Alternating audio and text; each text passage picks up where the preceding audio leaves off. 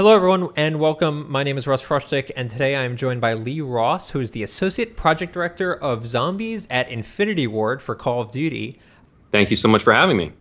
So, obviously, the big news this week was that, you guys dropped a new Zombies map, Rave in the Redwoods, which I've spent some time playing. Actually, we're looking at some footage of me playing with some friends. I've made some reasonably good progress, but I guess the first question is, are you surprised at how quickly people have sort of picked this new Zombies map apart? No, absolutely not. We're actually over the moon about it. It's really great to see the community so energized and all working together to kind of solve all these little, riddles that we have laced around this map. I think the fastest time that it was done, I think it was around 6 hours. Not everyone's going to be able to achieve that. So I don't want to give off the idea that this is a 6-hour experience for everybody. We have to remember that these are sort of the top players in the world who are, working together to solve all these Easter eggs and come together and figure out what's going on. But no, we're really excited to see people energized about it, and we're glad they're having a good time with it. We put our hearts into it, and we're really stoked at the reception that we're getting for it. Sure. You guys, the first map you guys put out was Zombies in Spaceland for Infinite Warfare. And obviously very well received. I certainly enjoyed it when I wrote the review for the game. I was curious, was there anything that you guys learned in terms of balancing or kind of player experience that you guys brought over to Rave in the Redwoods? Oh, yeah, absolutely. There's lessons learned with every endeavor that we have when we're making software. From Zombies in Spaceland in particular, one of the things that we did was we really had the main Easter eggs sort of interwoven with the core experience, and we wanted to decouple that a little bit going into Rave in the Redwoods. We heard a lot of feedback from the community about wanting to have certain experiences without having to deal with going through all the narrative experiences, and so we wanted to decouple that a little bit and make sure that we had something for those hardcore Easter egg hunters that wanted that experience, but also for players that maybe they just want to, find a wonder weapon or two and just do some wave chasing. So we wanted to make sure that we had both of those experiences fully intact. And those were valuable lessons that we picked up from the Zombies in Spaceland development. Mm-hmm. I know one of the issues that some people had, myself included, honestly, was that Zombies in Spaceland was much, much harder if you tried to do it with other people. It was actually a lot easier to play it in solo. I was wondering if that was your impression as well, and whether that was something that was tweaked for the new map. Well, I think it's always comes down to the skill and quality of the team that you're playing with, how much communication is going on, and how much sharing of resources is happening. So I think if you're playing in a public match where people aren't communicating, I think it can be a frustrating experience, especially if you have different goals. And really, it's about setting out a clear objective for what you guys want to achieve during that play session, whether it's to get to a high scene or whether it's to complete and solve a particular Easter egg, whatever that might be. Now, obviously, when you're playing solo, you're the one in the driver's seat and you're getting to decide what you want to do. But I also agree that you can have a really amazing experience cooperatively when you're playing with a team where you guys are completely aligned in what your objectives are. So if you're having trouble finding players out there randomly, I highly recommend getting friends and family together. Zombies in Spaceland and both Rave in the Redwoods can be a lot of fun sitting on a couch playing together with folks you know. Yeah, well, I played both of them with folks I know, and it sounds like you're just knocking the friends that I play with like they're not capable of it, to be honest. Maybe they just have to step it up a little bit, Russ. They might have to. So we've seen both in both of these maps. You guys obviously play with the formula a little bit, certainly adding melee weapons in this new map, and kind of offering a much more wide open map in Zombies in Spaceland, but obviously staying true to Zombies sort of as it was originally conceived. We still have sort of tenets like finding the power switch, perk stations, those sort of wonder weapons certainly, those sort of mechanics. How tied do you guys feel to those mechanics, and are you willing to sort of diverge moving forward just to sort of like mix things up? Well, we certainly want to play with the formula. We think there are some things that are staples of the Zombies experience. As an example, we know this is a wave-based game that players have come to expect. Buying, weapons with in-game cash off the wall in the game, being able to go to perk stations and power yourself up. Those are kind of things that we know help define the experience that the community has come to expect from zombies. However, we do like to sort of, twist the knobs, if you will, so we can kind of find the formula that feels right for the experience we're trying to demonstrate. So as an example, you touched on the melee weapons a little bit. One of the experiences we wanted players to have in this map, particularly in Rave and the Redwoods, was going back to 90s horror slasher films. People weren't starting off with, ARs and SMGs and shotguns. And they're in the middle of the forest. They're grabbing any item that they can find, whether it's a golf club or a spiked baseball bat or whatever it might be, a lamp or whatever.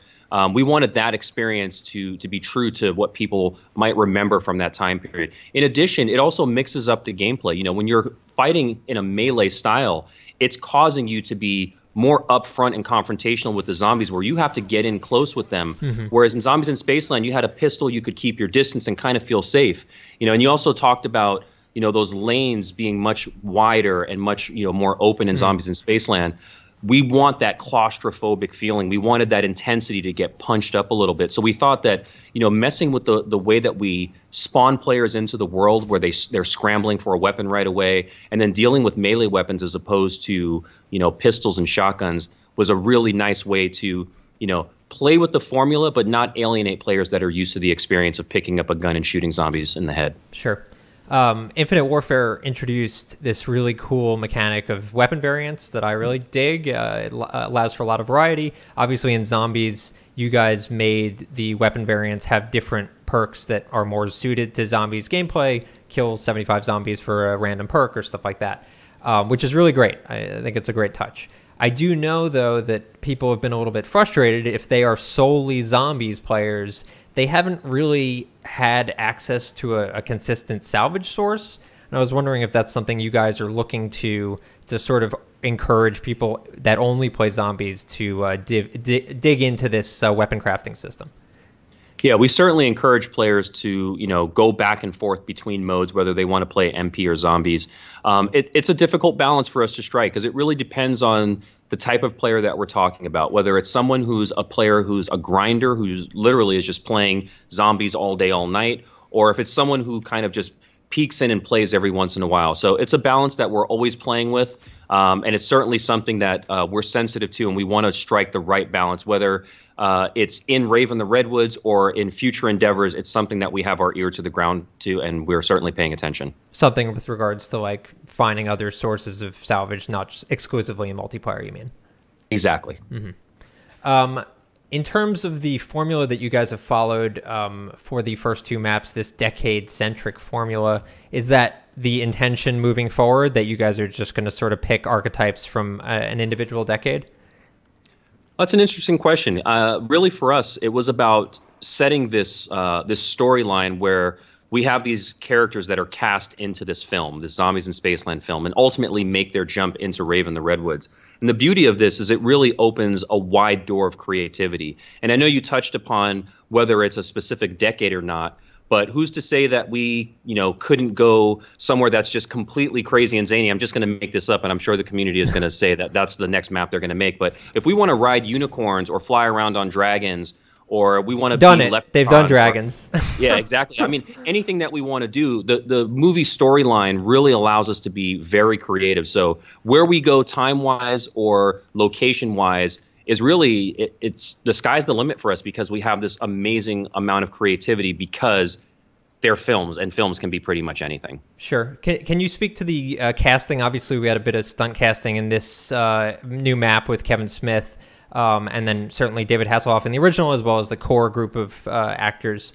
Can you speak, is that sort of coming internally? You guys are going after people? Is that Activision maybe saying like, hey, we'd love to get this person in there? How does that sort of come together?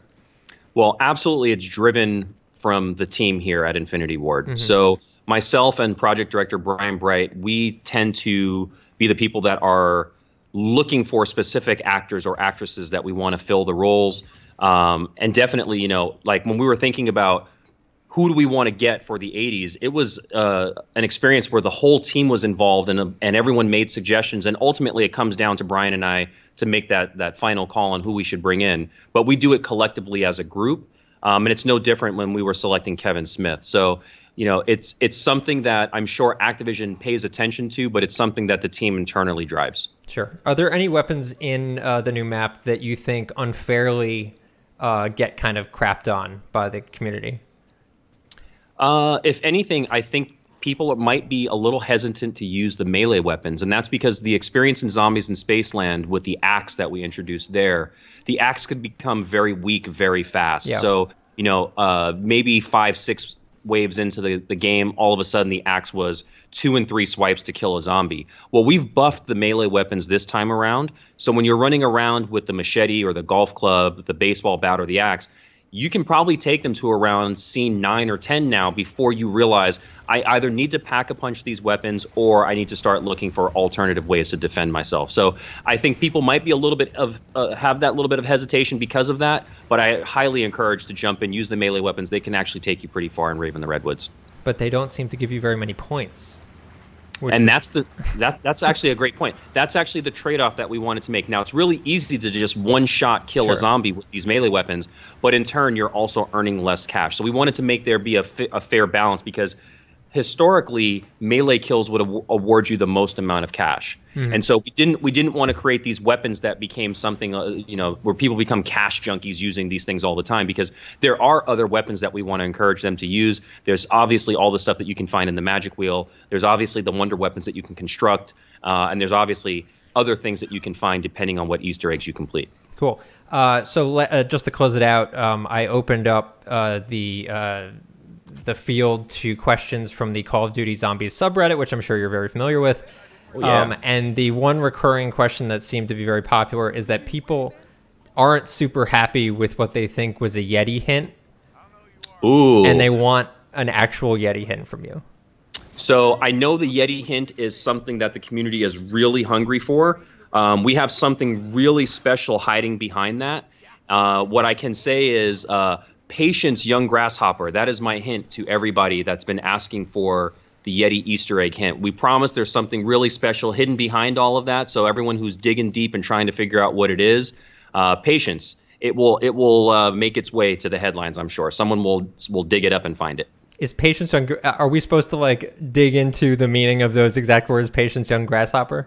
Or hey, maybe they should. That's all I can say. Okay, fair enough. Thank you so much for joining us. Really appreciate it, Lee. Russ, thank you for having me.